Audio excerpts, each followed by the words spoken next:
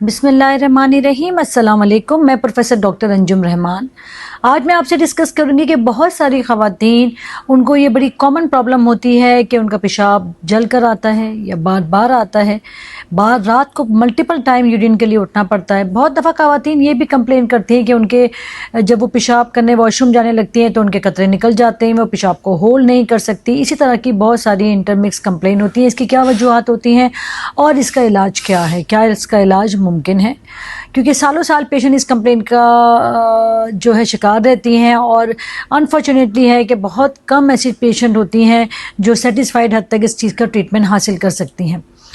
Urine के जो ये मसाइल हैं ये बड़े कॉमन हैं। मोस्ट कॉमन कॉज जो यूरिन बार बार आना, यूरिन जलना, रात को उठना, कतरे निकल जाना, वो है यूरिनरी ट्रैक्ट इन्फेक्शन, यानी कि बच्चेदानी के मसाने में कुछ इन्फेक्शन है। हमारे ख़वातीन यूजुअली पानी कम पीती हैं।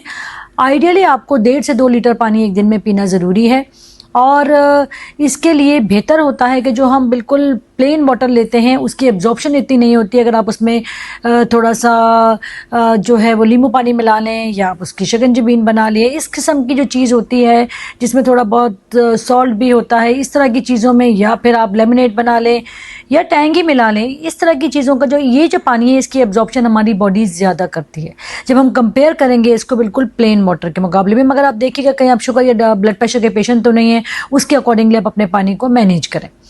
बात ये हो रही थी कि किस पानी की एब्जॉर्प्शन ज़्यादा होती है। फिर नंबर 2, कितना पानी लेना चाहिए। कम से कम भी आपको जो एक गिलास है आपका कम से कम भी 6 से 8 गिलास पानी लेना चाहिए, अनटिल एंड अनलेस आप दिल के पेशेंट हैं या डॉक्टर ने आपको लिमिटेड पानी की बताया कि आप 1500 या 2000 से ज़्यादा का पानी नहीं ले सकते।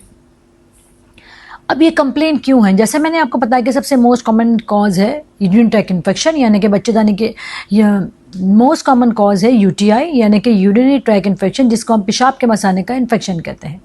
ये किसी भी खातून के अंदर हो सकता है, इवन अनमैरिड बच्चियों में हो सकता है, क्योंकि हमारा पानी कम होता है, हमारे हाइजीन का इशू है और इसके साथ इंटर रिलेटेड कंप्लेन है।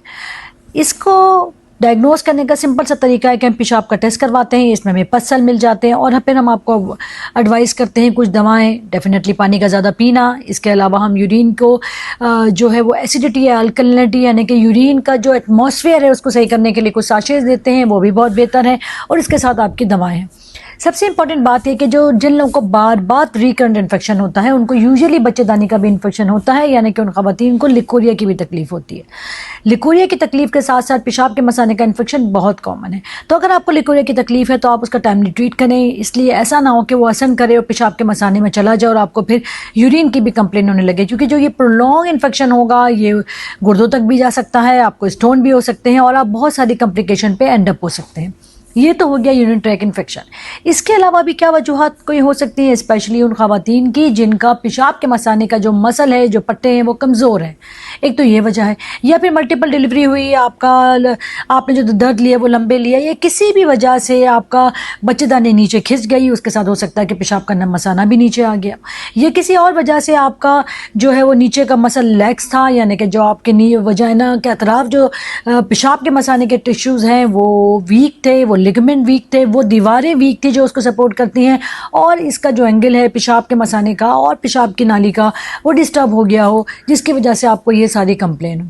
यह हो सकता है कि पेशाब पुराना इन्फेक्शन हो जिसको हम क्रॉनिक सिस्टाइटिस कहते हैं, जिसकी वजह से पेशाब के मसाने का साइज़ कम हो गया।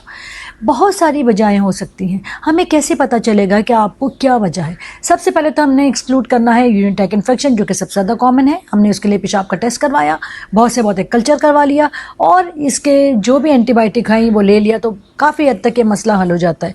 मगर वो ख़वातीन जिनको बहुत पुराना इन्फेक्शन होता है, जिनको पेशाब के मसाने के कंप्लेन के साथ इनको पानी की शिकायत होती है और उनको बार बार पानी की तकलीफ़ हो रही होती है, जिसको हम क्रॉनिक पीआईडी कहते हैं, हो सकता है कि ये कंप्लेन उनको परसिस्टेंटली रहे, बिल्कुल नॉर्मल ना हो और एक एंटीबायोटिक से नहीं, उनको रिकरेंट यूटीआई होता हो, फिर हम उनको बार बार दवाएं देते हैं। इसको अगर हम साइड रखें तो जो दूसरी तकलीफ मैंने आपको बताई है उसको कैसे पता चलेगा? उसके लिए ख़ास किस्म का टेस्ट होता है जिसमें मायना भी ज़रूरी होता है। मायने से हमें पता चल जाता है कि आपको स्ट्रेस इनकॉन्टिनेंस है, आपको क्या तकलीफ़ है जिसकी वजह से आपको ये कंप्लेन हो रही है। स्पेशली वो ख़वातीन जो कंप्लेन करती हैं कि उनको पेशाब के कतरे कतरे गिरने लगते हैं, पेशाब का मसाना पूरा खाली नहीं होता, जब वो जाते हैं उनको बार बार जाना पड़ता है। ये डिफरेंट तरह की कंप्लेन है, ये डिफरेंट तरह के अलामात हैं, इनकी डिफरेंट वजूहात हो सकती हैं। सो इसके बाद हम यूरोडायनेमिक स्टडी होती है, जैसे कि हम दिल की पट्टी निकालते हैं, जैसे कि हम एक एक्सरे करते हैं, इसी तरह पेशाब के मसाने का भी आप समझें कि एक दिल की ईसीजी की तरह ये किसकी पेशाब के मसाने की एक ईसीजी है। एक मशीन होती है जिसमें हम आपको बिठाते हैं और उसके बाद हमारे पास ये पूरी की पूरी एक रिपोर्ट आ जाती है। इसको रिपोर्ट को पढ़ के हमें आइडिया हो जाता है कि आपको क्या तकलीफ है। आया आपका पेशाब के मसाने का पट्टा कमज़ोर है या वो सही है, आपका कोई दूसरा मसला है, आपका पेशाब का मसाना नीचे की तरफ आ गया, ये क्या कंप्लेन है, उसके अकॉर्डिंगली आपकी ट्रीटमेंट ज़रूरी है। ज़रूरी नहीं होता कि हर दफ़ा आपका जो इलाज है वो दवाओं से हो। बहुत दफ़ा इन कंप्लेन में कोई ऐसी वजह आ जाती है जैसे कि ब्लड बच्चेदानी नीचे आ गई हो, उसके साथ पेशाब का मसाना भी नीचे आ गया, या बच्चा पेशाब का मसाना वैसे ही उसका एंगल डिस्टर्ब हो गया। उसमें ज़रूरी होता है कि हम शुरू में आपका डॉक्टर आपको कुछ एक्सरसाइजेस बताते हैं, कुछ आपको थोड़ी बहुत दवाएं देते हैं। अगर उससे बेहतर ना हो तो हो सकता है हमें ऑपरेशन की भी ज़रूरत पड़े। मगर ज़्यादा जो परसेंटेज उन औरतों की है जिनकी इलाज, अगर आपका इन्फेक्शन नहीं भी है और आपको कोई दूसरी वजह है तो उसका इलाज दवाओं से मुमकिन है। इंपॉर्टेंट बात यह है कि आप टाइमली डॉक्टर के पास जाएँ, टाइमली डायग्नोज करवाएँ। आप 2, 3, 4 साल 10 साल ना वेट करें, टाइमली ट्रीटमेंट करवाएंगे तो ये मसला आपका हल हो जाएगा। दूसरी कंप्लेन आपकी ये है कि जी आप कहती हैं कि डॉक्टर साहब हमने बार बार दवाएं ली, हम जैसी दवाएं छोड़ते हैं हमें ये कंप्लेन फिर से हो जाती है। यूरिन इन्फेक्शन के अलावा जो बाकी जो कॉजेज़ हैं उसमें ड्यूरेशन आपको थोड़ा सा लंबा है। दवाएं आपका असर ही 1 महीने बाद करने लगती हैं। उसके साथ आपने प्रॉपर पानी पीना है, हाइजीन का ख्याल करना है। डॉक्टर आपको प्रॉपर पेशाब के मसाना के जो पट्टे हैं उनको मजबूत करने की एक्सरसाइजेज बताएंगी, आपने वो लाजिम करना है। ज़्यादातर कंडीशन में काफ़ी हद तक ये मसाइल हल हो जाते हैं, मगर इसके साथ जब तक डॉक्टर आपको कहेंगे आपने दवाएं भी लेनी है ताकि आपका ये मसला प्रोलॉन्ग हद तक हल हो जाए। रिकरेंस यानी कि वापस होना कॉमन होता है, मगर यूजुअली रिकरेंस जो होता है वो यूरिनरी ट्रैक इन्फेक्शन यानी कि पेशाब के मसाने के इन्फेक्शन में कॉमन होता है। बाकी वजूहात में अगर आप एक ड्यूरेशन तक जो उन दवाओं का ड्यूरेशन है प्रॉपर ट्रीटमेंट ले लें या आपकी अगर सर्जरी की ज़रूरत है वो करवा लें तो ये मसला वापस यूजुअली नहीं होता। Thank you very much. इसी के साथ मैं इजाज़त चाहूँगी। पाकिस्तान जिंदाबाद।